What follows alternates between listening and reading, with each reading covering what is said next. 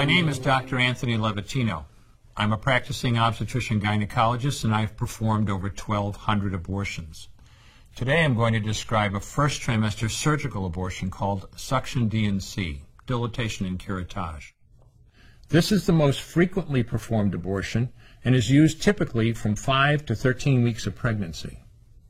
After administering anesthesia, the abortionist uses a speculum like this. This is placed inside the vagina and opened using this screw on the side, allowing the abortionist to see the cervix, the entrance to the uterus.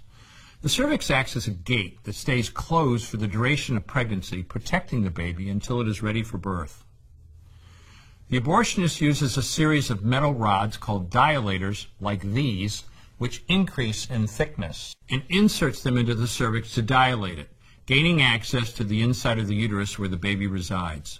The baby has a heartbeat, fingers, toes, arms, and legs, but its bones are still weak and fragile. The abortionist takes a suction catheter like this one. This is a 14 French suction catheter. It's clear plastic, about 9 inches long, and it has a hole through the center. It is inserted through the cervix into the uterus. The suction machine is then turned on with a force 10 to 20 times more powerful than your household vacuum cleaner.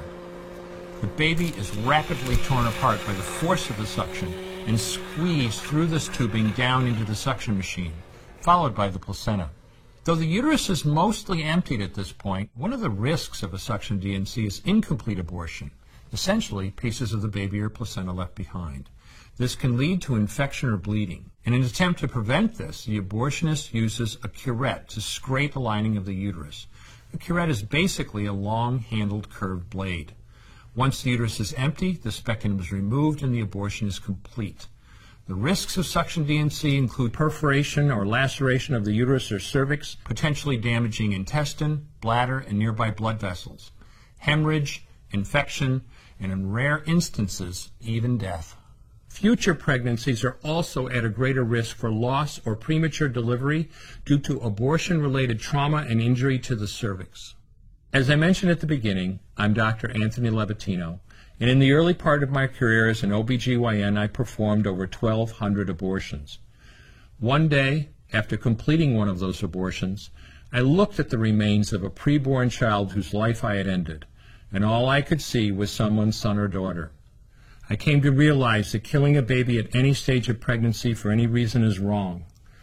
I want you to know today, no matter where you're at or what you've done, you can change.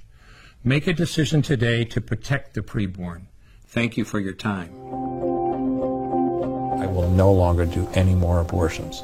When you finally figure out that killing a baby that big for money is wrong, then it doesn't take you too long to figure out it doesn't matter if the baby is this big or this big or this big or maybe even this big. It's all the same. And I haven't done any since then, and I never will.